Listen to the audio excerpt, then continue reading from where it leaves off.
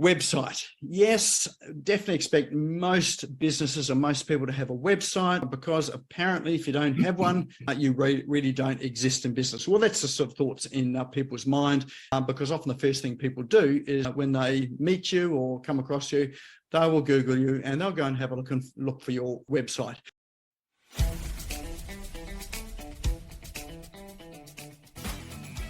This is the Business Owners Smashing It Online podcast for entrepreneurs and business owners looking for cool online tools, apps and strategies to make business easy online. My name is Nik Cree and I'm your host. Each episode features a guest expert demystifying the online universe, sharing inspirational ideas and providing tested real-world strategies to help you get the most of what's available online to grow your business today. Don't be a slave to your business, get your business working for you. Subscribe now and get some great content and ideas for you and your business today. All right, well, that brings us through to our presentation for this evening. So your guest presenter is no guest tonight, it is myself.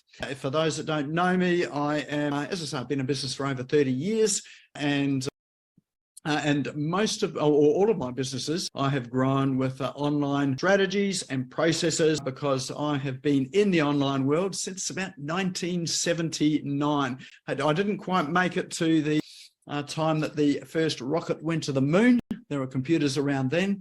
My very first computer was a Sinclair ZX86, if anyone remembers that. Just had a single line there for writing code in, and that was in 1979. So that was my auspicious start. So one of the things that I often get, I had a web development business for about 15 years now. Well, there we go. Mine was a 286 AT model computer? Yes, I remember those as well too. We also had a Commodore 64. I wasn't even born in 79. Thank you, Mike Palmer. I don't think I believe you there, but thanks anyway. So one of the things about business is that I've noticed is people go into business often to create a lifestyle for themselves and to have the freedom that being in business offers us. But often what I see happening is that business often consumes people's lifestyles rather than providing a lifestyle for them. Why does it consume people's lifestyles? Because rather than being in a corporate organization, anyone here been in corporate? So a few of us have, yep. So I came out from the corporate environment. I had one job to do. My job was in sales. I was the manager of a sales team. My job was to ensure that the sales came into the business, and the corporate took care of everything else.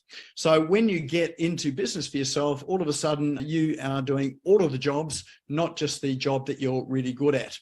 So it sounds like a good idea to get into business, but you're actually taking on a full corporate, a small corporate, and having to deal with everything.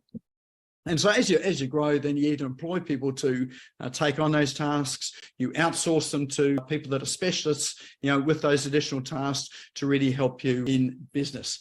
So really what I'm talking about today is probably one of the core functions of business, and that is, where do your new customers come from?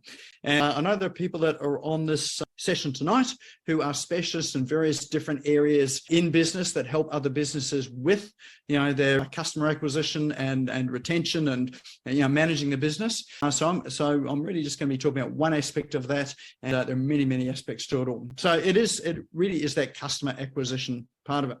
So one of the things that I have noticed is that there is a boom bust cycle in business when it comes to cash flow.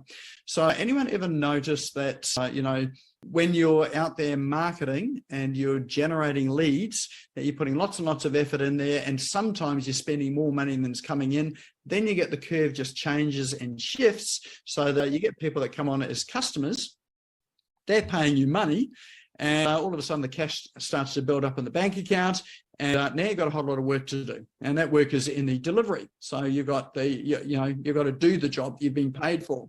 So during that delivery process, what tends to happen is that the marketing slacks off because you don't need to do the marketing because you've got customers that are coming in, you've got enough cash in the bank account to pay the bills and to pay you for your lifestyle, and you're happily delivering what you do best.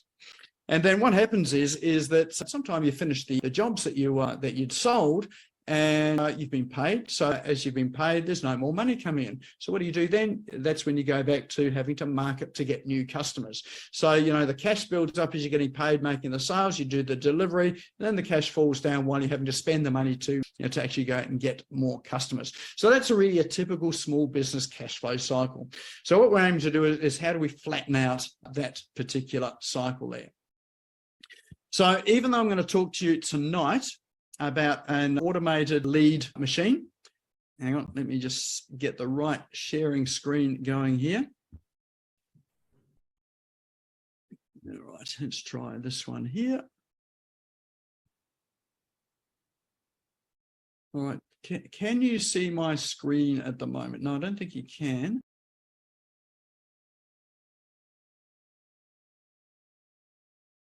Okay, just a couple more to go. All right, so let me share this screen here. Okay, so here are our real-time results. So obviously just used a Google form for this because they've got some stats on it, which makes it nice and handy. So we've got 12 responses here so far. If you're still going, that's all right. It'll add to it as we go along. So we have, and this is to be expected, about 90% of people have got a website. 90% of people in the room have got a website. There's always sort of one or two that haven't, or they're in the process of getting a website. And of those that have a website, we have 58%, so just almost 60% of people have some form of lead capture on the website, which again is to be expected. So about 40% of people here don't have any form of lead capture mechanism on the website. And I'll talk about why that's important as well too. And of that, we've got 75% of people have got a CRM, so 3/4 of them.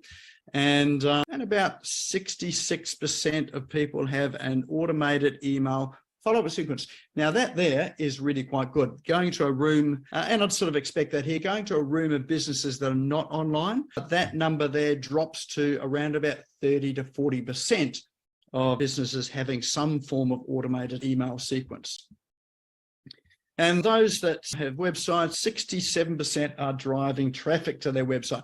I think that figure is probably a little bit low, in that if you have business cards and you've got your web address on the business card, you're driving traffic to your website. So it's not an online traffic, business card, if you're giving those out, that's a traffic driving mechanism.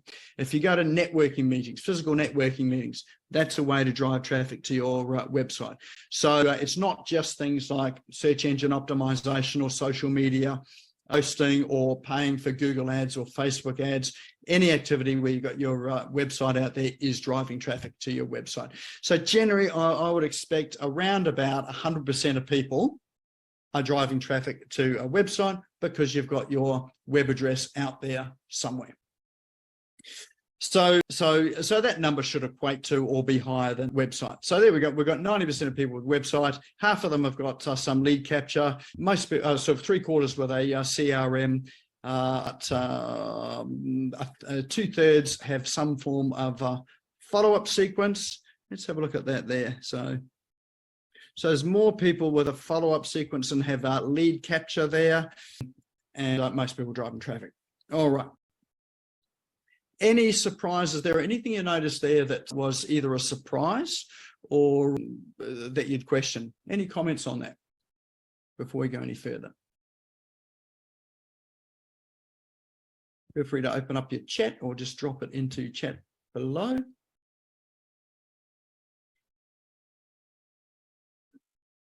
Yeah, hi Nick, Ron here. Hey, yeah, I was just interesting you just commenting on the driving traffic, because I didn't interpret it quite as widely as you just did. So that was an interesting little explanation of that. Yeah.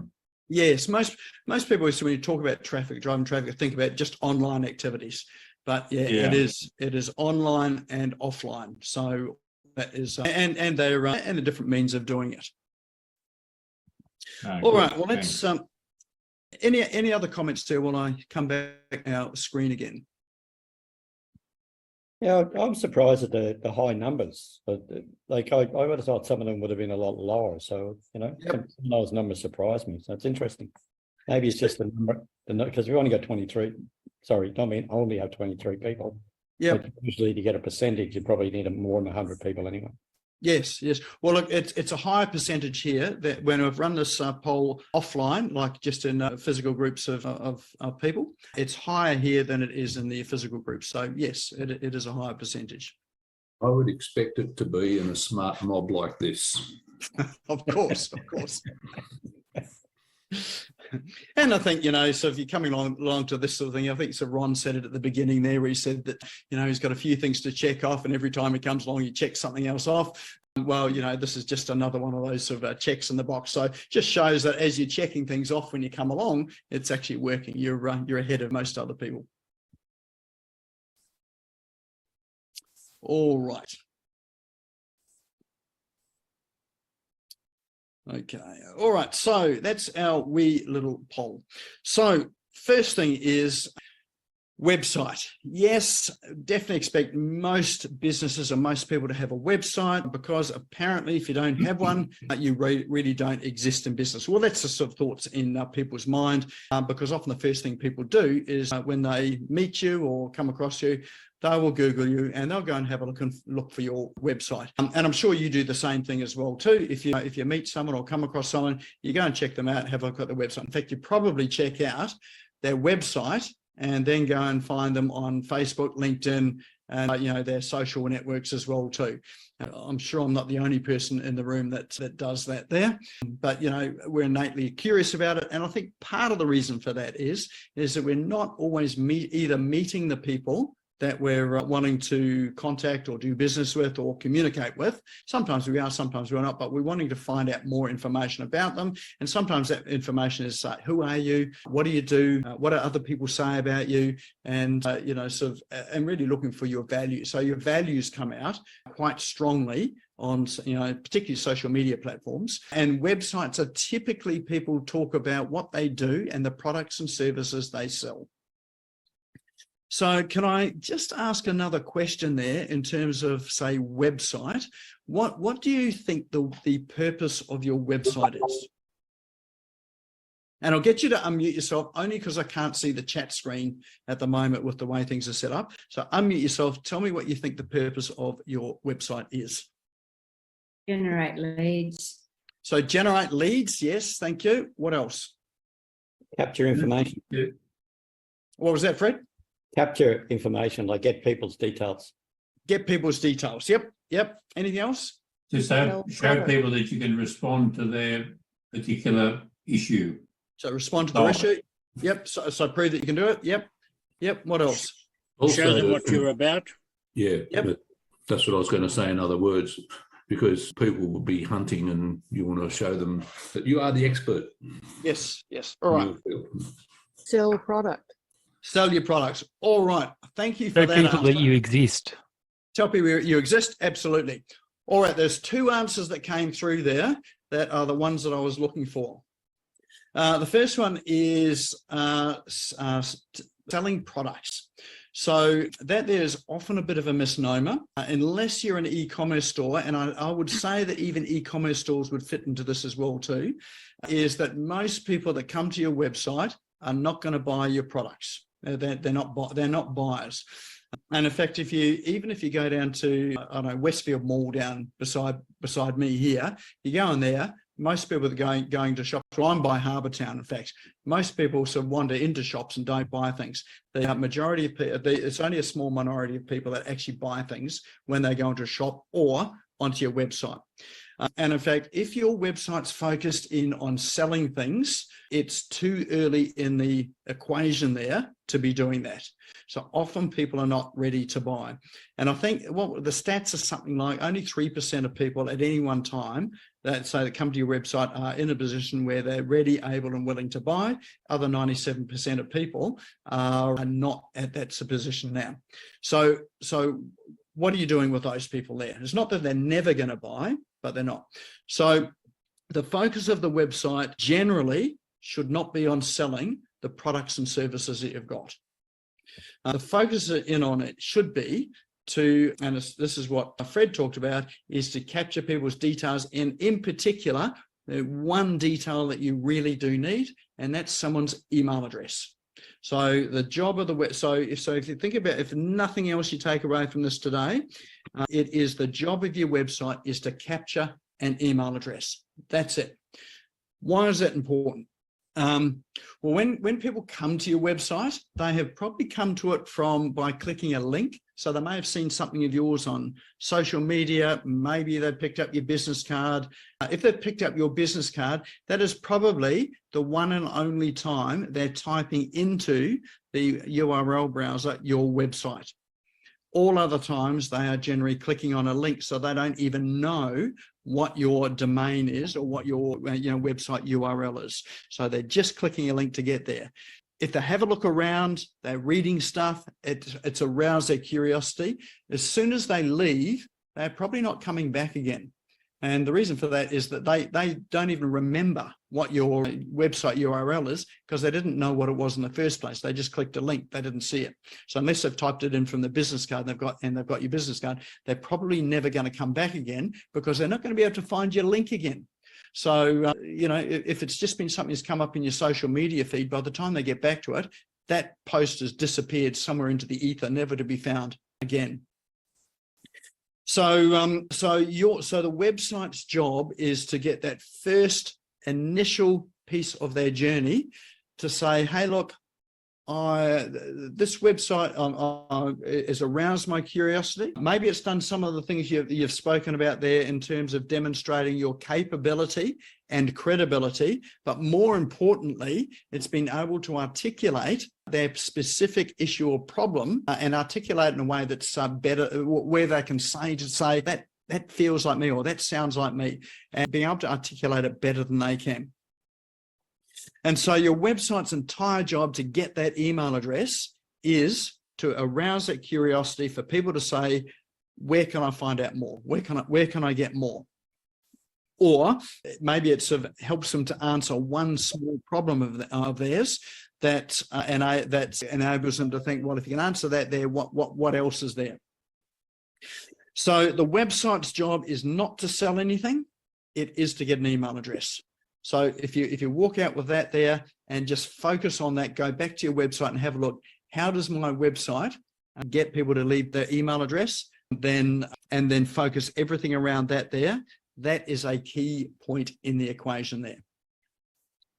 So to get someone's email address, if you've still got subscribe to my newsletter on your website, get rid of it. No one wants another newsletter in their inbox. You may produce newsletters, which is fine, but no one wants to subscribe to a newsletter generally, unless you are in a very niche segment of your market that people are really seeking out that information. So most of the time they don't want a newsletter. So most of the time what they want to do is to deal with an issue or a problem they've got, or they're looking for some sort of solution or answer, but they don't want to sort of another email landing in their inbox. So think about, how can you get an email address which is different to getting them to subscribe to a newsletter? So, and this part here, so if you remember, 100%, well, almost 100% of people who had a website, there was about 2/3 of the room here had some form of email capture. Now I'm going to call it a lead magnet, but that's a very generic term as well too, or very broad term. Now, I know that sort of often people know that they need to have some form of lead magnet on their website, but they don't implement it. Why? Because one is it's too hard. Often when web developers create a website, they don't create a lead magnet to go with it. So they might put in a subscribe to my newsletter form in it, because that's an easy thing to do. It's harder to create a lead magnet. Now, what is a lead magnet specifically? This part's really important, because it can't be just anything that's a throwaway. You want it to be magnetic in the sense that people think, I want that, and I'm prepared to give you my email address to get there. So any ideas as to what would constitute a lead magnet? So let's just throw that one out in terms of some of your ideas of what a lead magnet is. Maybe a little booklet. A little booklet, absolutely. So you can download it. Perfect. Yeah, checklist, and even a free survey report on something in the industry. I think the checklists are some of the most engaging thing, or some of the most downloaded lead magnets is a checklist. So think about, I don't know, real estate agent, you're going to buy a house, download a checklist of all of the things you should pay attention to when you're going to buy a house. Something really simple like that there. The 5 most valuable things you need to know before you cut your toenails. There you go. Yep. So that there's a whatever it is that you do. typical ebook. 5 most. I think the first ever lead magnet I ever produced was the 10 dirty little secrets the bank doesn't want you to know. I had a mortgage broking business at the time, and that one there was a really effective lead magnet. This is back in 2001. So yeah, having something like that is really quite helpful. You probably can't get away with some of the cheesy ones that you used to get away with back then. So you just get a bit more creative around it. But there's a couple of things. You don't need to be humorous. Humor doesn't sell. And contrary to public opinion, sex doesn't sell either. So both of those things, yes, they're things that people talk about, but you're better to be quite specific in terms of what it is that you sold, unambiguous, so people know what they're getting when they read it. So yes, those are a couple of examples of lead magnets. What else would be a lead magnet? Scorecard. Sorry, a scorecard. A scorecard? Yep. How would that work? The whole idea about a scorecard is that they kind of self-diagnose themselves as to where they're at in their business. Okay. Yep. Perfect. Yeah, that's a great one. So scorecard or a poll, or what do they call it? Personality profile. So, you can do some interesting personality profiles. So I've seen that with chocolate and I've seen it with coffee. So a personality profile is find out what your coffee personality is. That appeals to me because I'm a big coffee drinker. So you answer these questions, and at the end of that profile, they will send you your results, and they're all complimentary. So you're a coffee aficionado, you're a hardcore coffee drinker, and they have these different personalities. Here's the interesting thing with that lead magnet too, is they then offer up suggestions as to what sort of coffee is the best sort of coffee for your type of personality. So that's a really good lead magnet. So a scorecard, that sort of thing there. In fact, we had a scorecard lead magnet on here tonight. So let's rate yourself in terms of your business by, do you have a website? Do you have a lead magnet? Those sort of things. So you could turn that into a scorecard, which people will be interested in. Yeah, what else? What else is a lead magnet? Video series. A video series, yes. Tell me more about that. Well, it could be 3 steps to get publicity, for example, in my case. So 3 simple videos to kickstart your PR campaign or something like that. Perfect. Yep. Perfect. So that's an excellent one. So that could be like so you're actually giving them information that they can use, and I would suggest that you're giving them complete information on a small topic area. So give, and there's a reason for that as well too, in that if people feel like you're holding stuff back and they've got to come and pay you to get it, it really sort of rubs them up the wrong way. So give them everything to help them to solve one small problem, and I'll come back to how you do that as well too. But yes, a video series like that is really good. You could also call it a mini course. So like a publicity mini course. So you're giving them a taste of what you do, what you can do, and you're demonstrating your credibility and your capability by giving them the answer. Now the thing with helping them to solve a problem, in fact an entire problem, it gives them confidence to think, well, if you've helped me with this one, then it's likely you've got the solution to help me with my bigger problem. Does that make sense? So that's how you're demonstrating capability. So yes, that's a really good one. What else would be a lead magnet? A free challenge. Sorry, Margarita? A free challenge, a free webinar, or masterclass, and a free quiz. All right, free challenge, masterclass, quiz, that sort of thing there, absolutely. So to the right market there that wants to know that sort of information, and then that, and particularly if it's free, you're talking about free. Yep. Yeah, absolutely. So and interestingly enough, you can actually use free and paid for a lead magnet as well. You get slightly different results with it, but you can have free and paid. So don't think that they have to be free. If you've got paid ones, then that helps you to qualify people. If people paid you $1 for something, they're more than likely going to pay you $2 more. So if they paid nothing for it, then you've got a whole lot of people that are in that sort of segment there that are just there for the information, but may not have any intention about anything. But again, that just comes down to your lead process, and you can start to progress people through. If you're charging for it, then you're just one step ahead of it. So yes, perfect. Challenge, webinar, that type of thing. If you've got a series of something that you charge for, you offer the first one free. Yeah, perfect. Yep. The first module, the first chapter, the first whatever.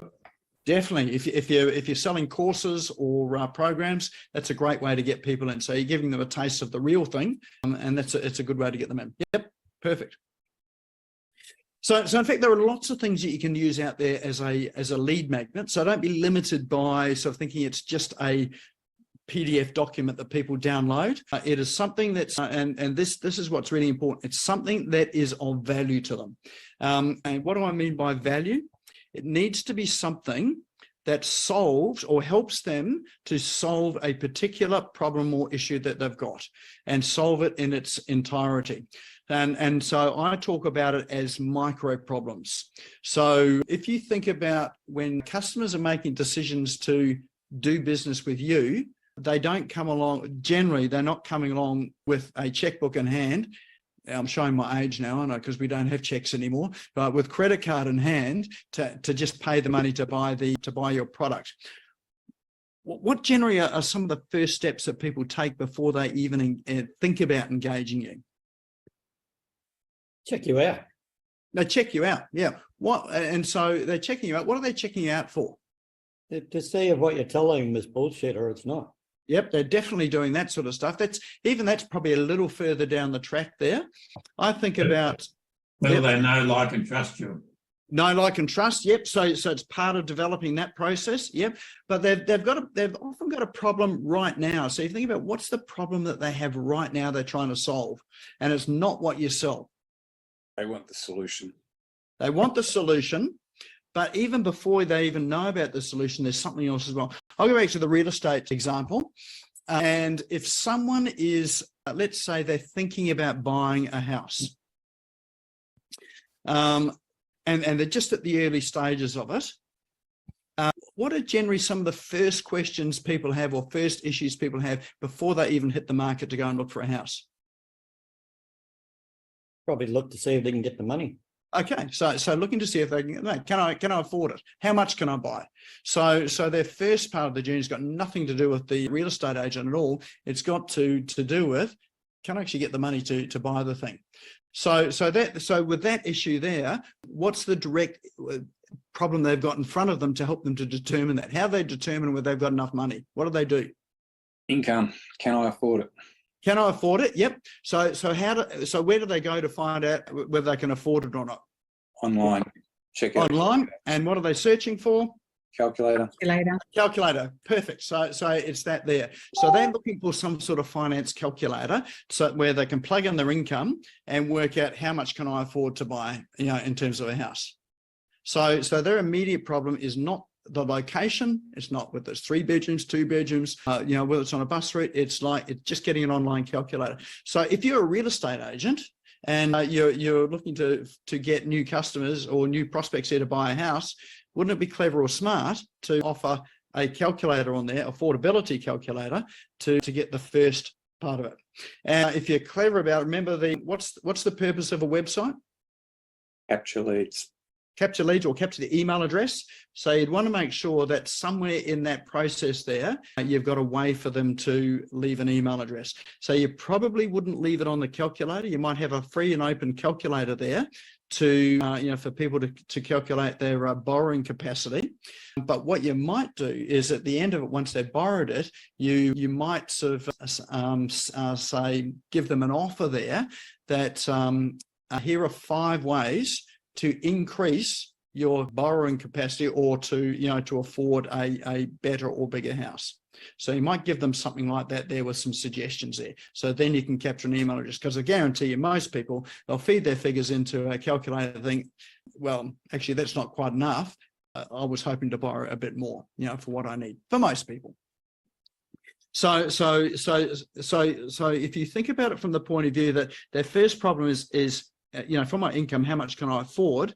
So the answer to that is going to create a new problem. And that new problem is, actually, I want to be able to borrow more. So then what you're doing is you're helping them to answer that problem. That's where you're getting their email address, helping them to answer that problem. So then when you send them those suggestions there in a, let's say it's a PDF document, or it might be a video series, you want to ensure that there's creating another problem for them. So it's like it's progressing them through, like it's solving the immediate need they've got right now, but it's opening up another area that they need to solve. Does that make sense? And so that's the journey that they're taking through as a customer with you. It's not your end product. You've got to go right back to the beginning and think, what is the immediate thing that they are starting with right now, and see what you can do about offering them a solution for that. So that's got nothing to do with selling your product and service. And oftentimes it's not about your product and service. It's about how do they get to buy your product and service. Is that making sort of sense there? Any comments or questions about that? Yes, it makes real sense, Nick. Thank you. Yeah. If you really get this part, this is what makes it super easy with your online marketing and your lead generation. It's at this point here. So most people go for the jugular in the sense of going for offering their products and services. Take a step back from that. Think about what their immediate need is and how can you solve it in its entirety. If you give them a calculator, you've solved that issue about how much can I afford in its entirety. You've given them something helpful. You haven't asked for anything in return. So once you've done that, you can then ask for an email address in return for something else that's going to progress them along the next step of the journey. And then once you've got that email address, that brings you through to the next stage. So, but what I'd like to hear is for your business, can you think of some things there that, would be early stages in your client's journey with you that you could start to offer them? What sort of things can you think of for your business? Business financial stress relief. Business financial calculator. Yep. No, stress relief. Sorry, what was that, Mike? Business financial stress relief. Stress relief, business financial stress relief. Yeah, absolutely. Yeah, certainly your business. Absolutely. Yep. What else? Anyone got any other ideas?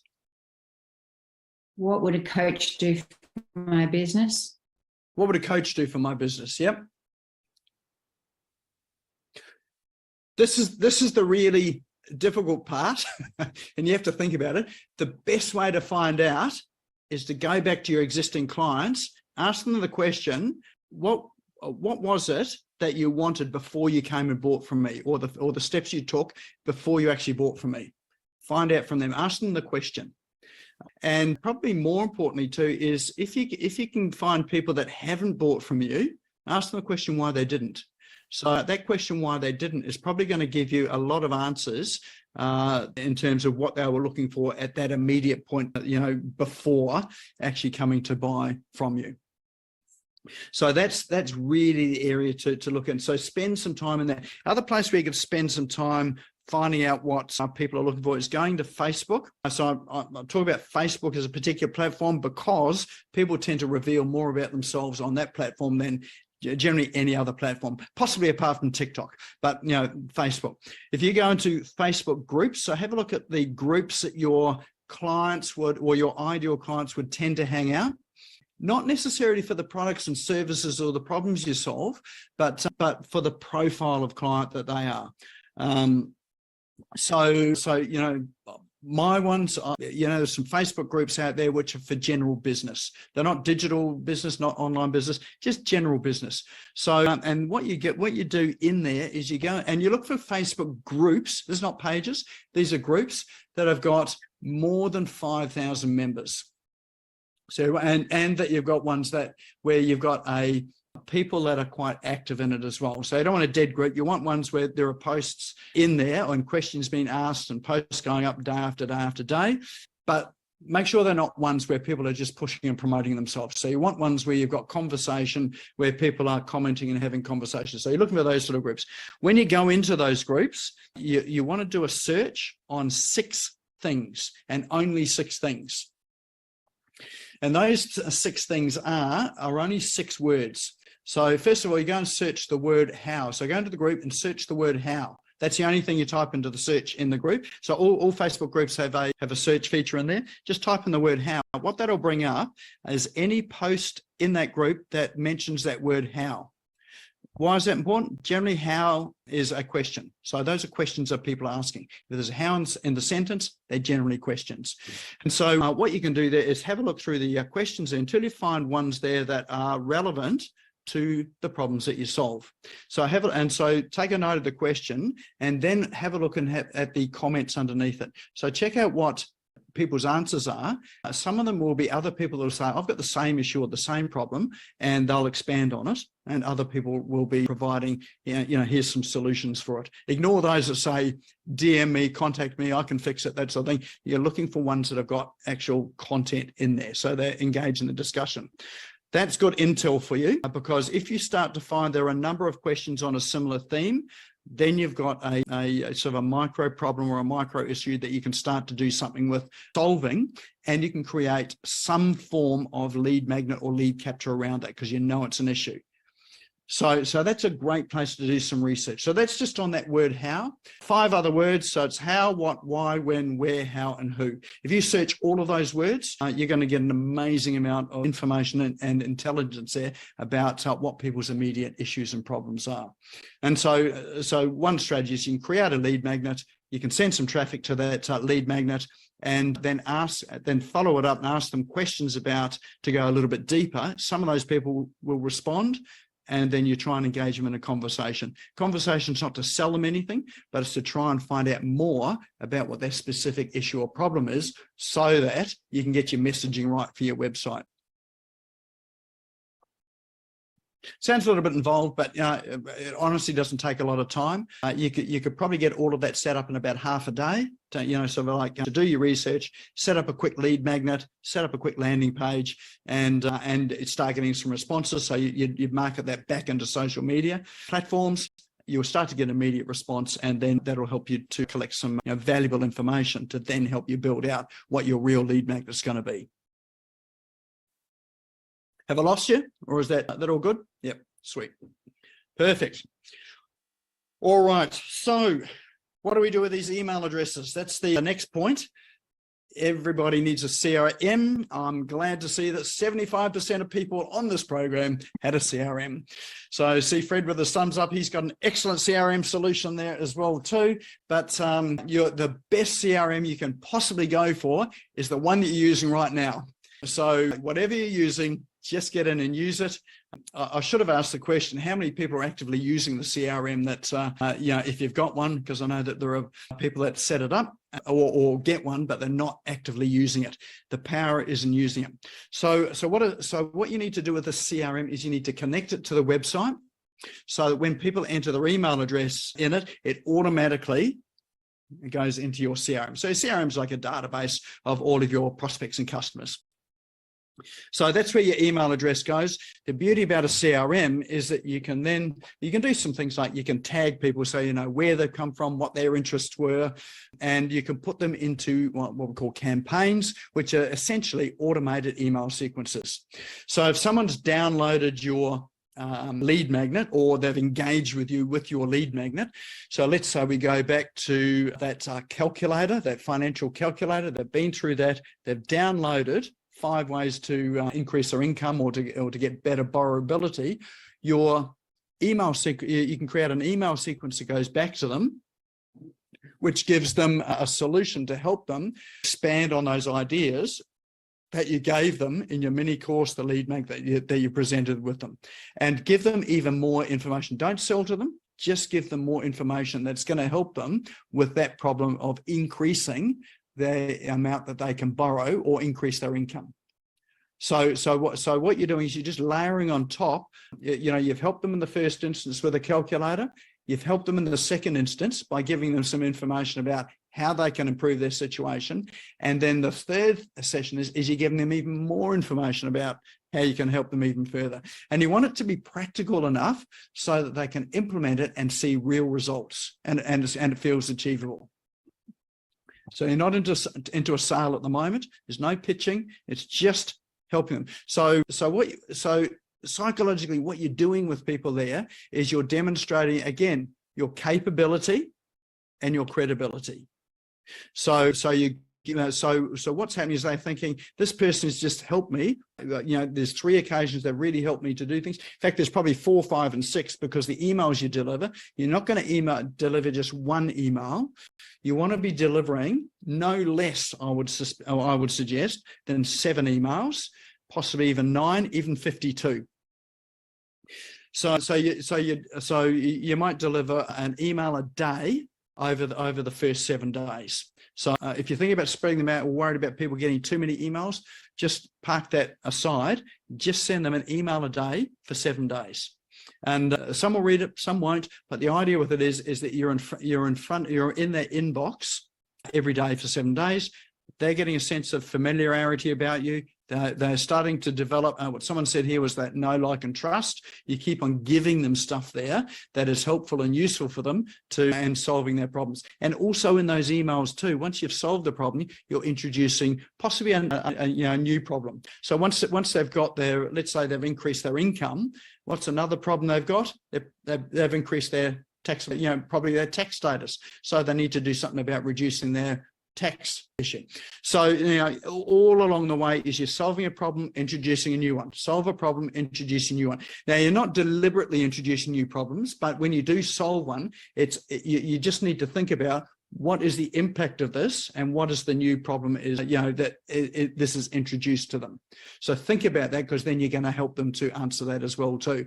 So it's really a process of layering it on. So your CRM is a vital tool. You should connect it to your website, to your landing page, to your lead magnets and landing pages, so you can deliver these messages automatically. And then in your email sequences as well, towards the end, you're going to have some sort of soft offer in there. Again, it's not your sale.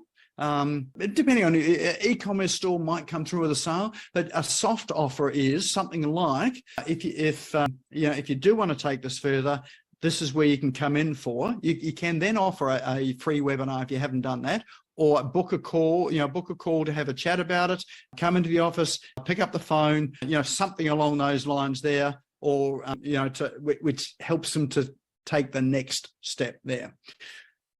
You may be able to make a sale at that point, depending on your process and what your product or service is, but you're just thinking about what's the next logical step in their customer journey.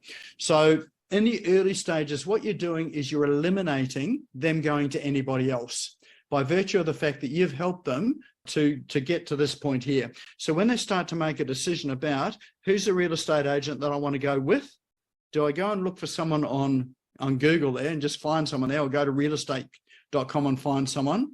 Or am I going to go with a person who's already given me some information? I feel like I know them. I've developed a sense of trust for them. I've stalked them on social media. They seem like they're okay sort of people, because people will do that with you. And so they've gotten to know you as well too. So that's all that process is in that early stages, is that really sort of getting to know and developing some form of affinity with you. I think there's only 2 industries in the world where people will do business without necessarily knowing, liking, or trusting you. And I don't think any of us are in those industries. I could be wrong, but I don't think so. But that's the arms trade and the drugs trade. For all the rest of the industries, they need to have some degree of trust with you. So your CRM is an important tool. If you're not using it, you should use it, even if it's just a contact form. Even if you just connect that CRM up to your contact us form, and then follow them up, with information that's going to be helpful for them. That's a very first step. But ideally, you'd have some form of lead magnet. And you don't have to have just one lead magnet on your website. You can have a number. Just don't put them all on one page. So each page can have its own lead magnet, because it might deal with a specific issue for that page there. So you can have a number of them. And the beauty about having a number of them is you can narrow down your issue to some quite specific issues and solutions that you're able to solve, and you can get really quite specific in the emails that you send them. But really that brings us through to follow-up. So the reason for a CRM is follow-up. You might have heard the expression, fortune is in the follow-up.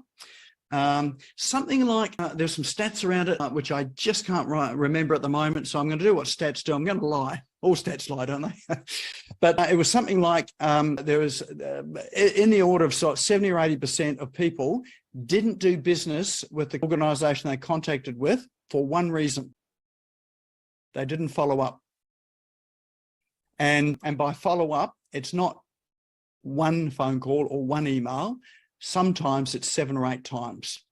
So, you might get to the 5th time and think, oh, this person's never going to buy, and you give up. But, you said it might be just that one extra phone call or email in. That's when they decide they're ready. So you can never follow up too much. Yes, you can be a pest. So you don't want to be the pest. So don't follow up in a salesy way and just keeping on pushing your products. Follow up in a way that provides helpful, useful information that are going to help them progress them down their customer journey or down the journey of solving the particular issue or problem they've got. But follow up. And that's really the beauty about the CRM is you can have a automated follow-up. In fact, you can have 52 weeks of follow-up in there by having an email a week scheduled in there. So, and that's, easy to do. And if you just write an email a week and you do that over 52 weeks, it means that you've got 52 scheduled for the new person that comes in on 1st of January next year. And so you can just keep adding to it. And the other thing you can do with it is, once you get to the end of the 52, you can recycle the emails as well. So I don't think that they're going to remember the first email you sent them. You can send them back to the start again as well, depending on your product or service and whether it's seasonal or not. Then you can reuse some of that information. But follow-up is really what a CRM is. That is the key to having an automated lead generation system. Now, what's going to happen with that too is that when you focus on this thing here, a micro problem is not the major problem that you provide a product or service for. It's the small decisions that people make along the way to get there. So a big, like I learned this in sales years and years ago. That was when I was working for an insurance company, and it was the way to get to a big yes, or when people are making a decision to buy your products and services, is to help them to make small decisions along the way that are positive decisions along the way. And that's almost like little incremental steps. People make sort of little incremental steps along the way, then the final decision isn't a leap, it's just another incremental step. That makes sense? So your online marketing or your marketing process is one where you're helping people to solve a problem, introduces a new one. Solve a problem, introduce a new one. And they're all just small problems, nothing major there. It's just really helping them in their decision-making process. And if you help them make enough decisions, then it's an easy decision for them to make to choose you as the, as the service provider or the product provider for what you sell. They already know you, they like you, they trust you, you've helped them an incredible amount. And you'll often hear people say, you just give so much. So if you start to hear that phrase, you're onto, doing the right sort of thing. So, and if people feel like you've given them way more than they've paid for, or then you're charging, then you're on the right decision. It's not you're charging too little. You could probably put your prices up at that point, but it means that the equation there is that you've given them a lot more value than they're expecting to pay for. Then it makes it an easy decision for them to go with you than to go with someone else, either that they don't know or hasn't helped them as much as you have along the way. So this process, you probably heard that sales is all about service. This is what it is. If you provide enough of that along the way, it's a simple process to pick up customers, and you change that equation from you chasing customers and having to try and sell people into what you do into an equation where people say, well, what's next? Or how do I work with you? Anyone had that sort of experience where people come and say that to you? That's what you start to get more and more. The more you help people, the more you get that sort of stuff coming back. So think about micro problems, not only micro problems, but immediate micro problems they have right now and what you can solve right now. And then it just makes the next step so easy. So your sales process then is an invitation. So it's an invitation to, if you want to take this further and you want to book a time with me, here's my calendar. Or, you know, if you want to come into the shop or the showroom, if you want to have a discussion, it's open. And if you charge for that as well too, it's still an invitation. If you'd like to have a discussion, here's the page where you can book, and you'll have your pricing on the page there if you're charging for those consultations as well too. So invitation.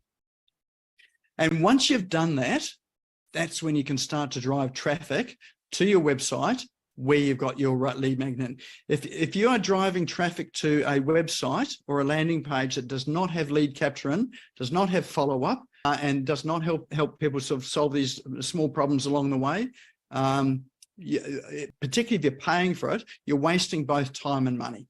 So particularly paid traffic just amplifies the results that you're getting. So if you are getting no leads off your website at the moment or no inquiries, paying for traffic, like traffic is ads, paying for ads to get people to your website, then it will just amplify it. So if you're getting no leads, $100 in ads times 0 result means you've still got 0. So don't think paying for ads is going to be the solution to to help you with your business. So make sure you get the lead magnet, your follow-up sequence, your CRM, and your process of solving micro problems sorted out first. So you start to get some results coming through organically, and you can do that with social media. Posting on social media, you'll start to get some traction there. Only then would you consider paying for ads. And I think that once you get that part of it right, you may not need to pay for ads because you'll be busy enough as it is, because you've got a process there that just provides so much value and that people will recommend and refer as well too. So ads really is only going to help you scale if you need to. So it really is a simple 5-step process. So all we've covered are 5 things here today. So this is to get a perpetual automated lead generation system. We've all got a website. So check these off as well. Now I'd work around them in order. If you don't have these things in place, think, Ron, this checklist you're talking about, we've only got 5 things on this one here today. You've probably got the website. So the next thing is to look at your lead magnet. Make sure you've got at least a lead magnet on it, but then go in a bit deeper and have a look at your lead magnet and think, is this going to be solving a small micro issue, not the major issue people want? Is it solving a small micro issue? And so really work on that lead magnet. Make sure you've hooked up your CRM. If you haven't got a CRM program, as those people here on the show have got it, if you want some recommendations, happy to give you some recommendations. If you need someone to help you set it up, more than happy to help you set up a CRM as well too.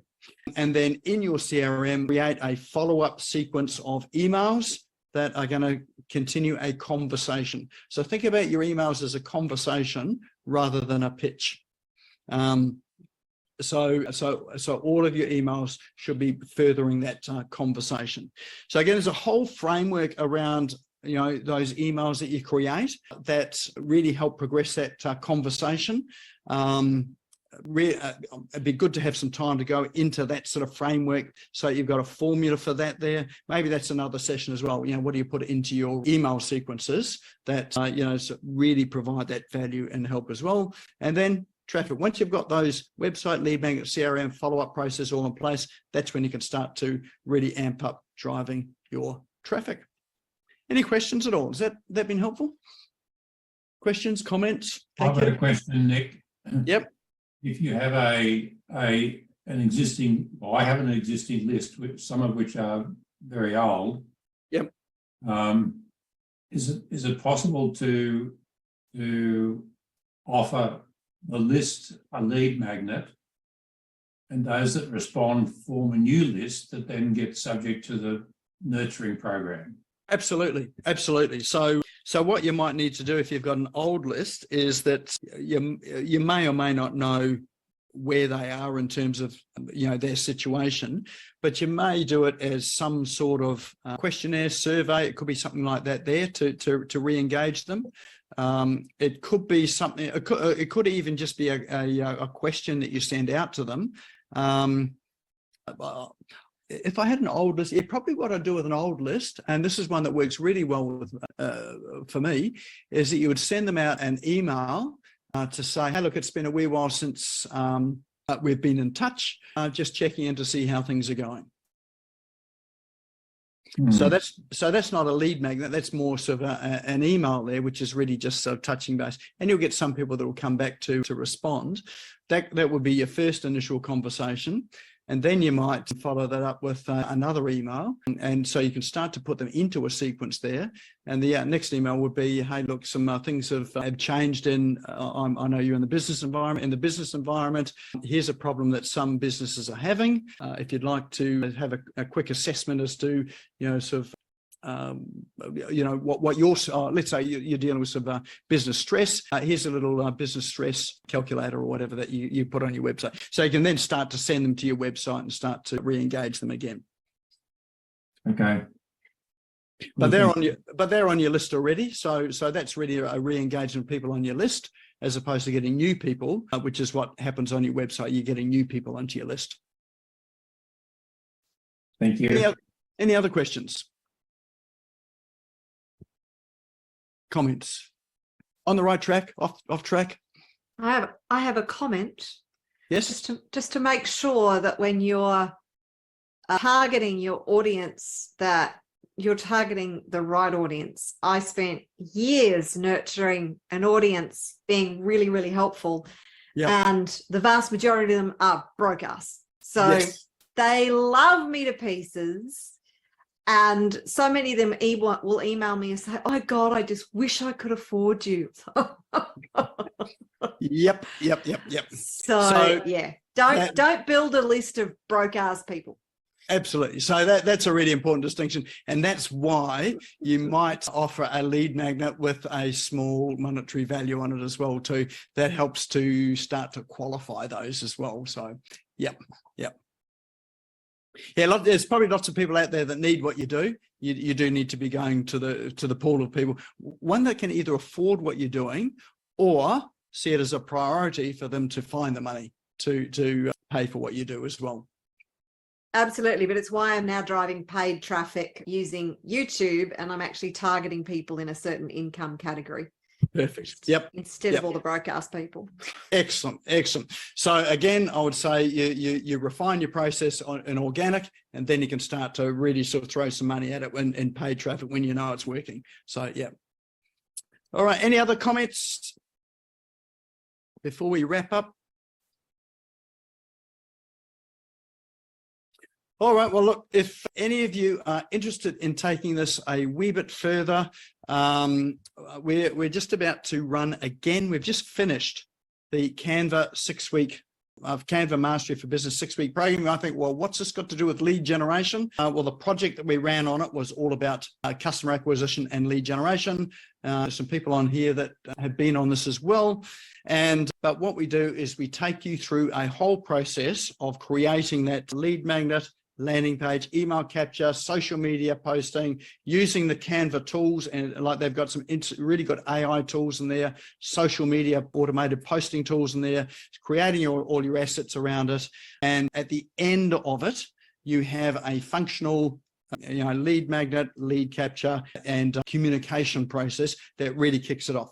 It may not be the end one that you're using, and you may use some of the tools in Canva, but we're just using this as a metaphor and a process that you can do the whole lot in Canva, believe it or not.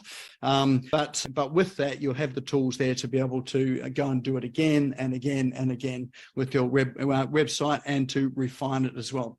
So if that's something that is of interest to you, you are more than welcome to check out the one for the next session. That QR code will take you through to information about the next Canva Mastery for Business program. As I say, it is about these stages with your website and your lead generation. So just scan the QR code. Otherwise, we'll drop a link into chat, which is ezyurl.co/ easy.co.canva. So easyurl.co/Canva.